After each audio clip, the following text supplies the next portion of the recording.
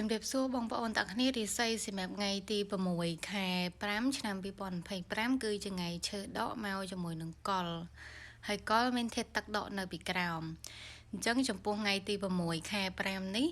ថ្ងៃកុលក្នុងខែម្សាញ់ឆ្នាំម្សាញ់អញ្ចឹងបងប្អូនឃើញហើយ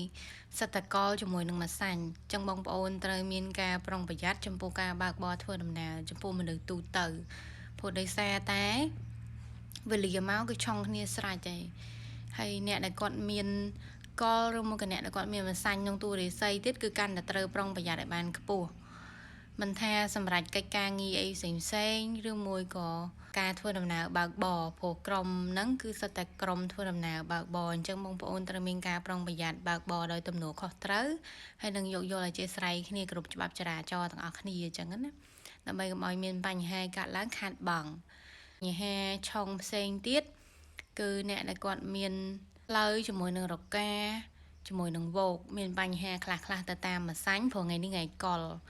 តែគាត់ថាมันបញ្ហាអីធំដុំខ្លាំងទេហើយជាពិសេសតេថៃគាត់អត់ត្រូវការធាតុឈើឬមួយក៏អត់ត្រូវការធាតុទឹកហើយអ្នកដែលគាត់ហេងគឺបងប្អូនដែលគាត់មានខាលក្នុងតួរិស័យព្រោះខាលនិងកុលគឺហាក់គ្នាហើយតេថៃគាត់ត្រូវការធាតុឈើនិងធាតុទឹកទៀតគឺកាន់តែហេងហើយអ្នកដែលគាត់មានមមីជាមួយនឹងចក៏ហេងដូចគ្នាដែរហេងទៅតាមខាលដែរហើយសម្រាប់បងប្អូនទាំងអស់គ្នាដែលគាត់ចង់ប្រើប្រាស់ធម្មពលប្រចាំថ្ងៃទឹះជាមួយនឹងផ្កាយគឺបងប្អូនអាចតាមដានវីដេអូមួយនេះដល់ចប់បានសម្រាប់ទឹះអសល់ប្រចាំថ្ងៃគឺនៅខាងលិចប្រចាំខែខាងកើតប្រចាំឆ្នាំខាងកើតគឺ3ត្រួតទាំងខែទាំងឆ្នាំចឹងបងប្អូនឃើញថានៅសចន្លោះខាងត្បូងនិងខាងជើងដែរជាទិសល្អហើយផ្កាយលេខ6ហោះចូលទីតាំងកដាលអញ្ចឹងខាងត្បូងលេខ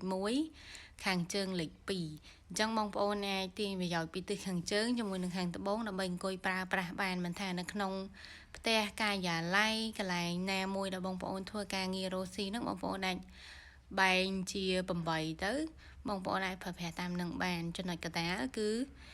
លេខ6ហោះចូលអញ្ចឹងបងប្អូនកុំព្យាយាមរង្គោះរង្គើជួសជុលដាំស្វានទិសអសរជាពិសេសប្រចាំខែនិងប្រចាំឆ្នាំព្រោះត្រួតគ្នាបងប្អូនទាំងគ្នាអញ្ចឹងបងប្អូនត្រូវមានការប្រុងប្រយ័ត្ននៅទិសខាងកើតត្បូងឈិងកើតជាមួយនឹងជើងឈិងកើត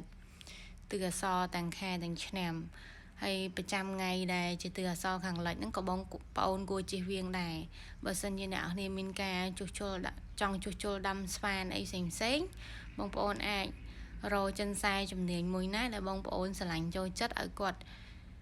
ជួយរកឲ្យរកវេលារកទឹះអីចឹងណាជួយបងប្អូនទាំងគ្នាក្នុងការរស់រើជួសជុលអីផ្សេងកុំឲ្យមានបញ្ហាដល់សមាជិកក្នុងផ្ទះចឹងណាហើយថ្ងៃនេះមកបានប៉ុណ្ណឹងឯងបងប្អូនទាំងគ្នាសង្ឃឹមថាបងប្អូនទិញបានប្រយោជន៍ពីវីដេអូមួយនេះហើយសូមបងប្អូនជួយ like ជាមួយនឹងជួយ share ដើម្បីបានឃើញវីដេអូហុងស៊ុយជារៀងរាល់ថ្ងៃអរគុណច្រើនបងប្អូនទាំងគ្នាជំរាបលា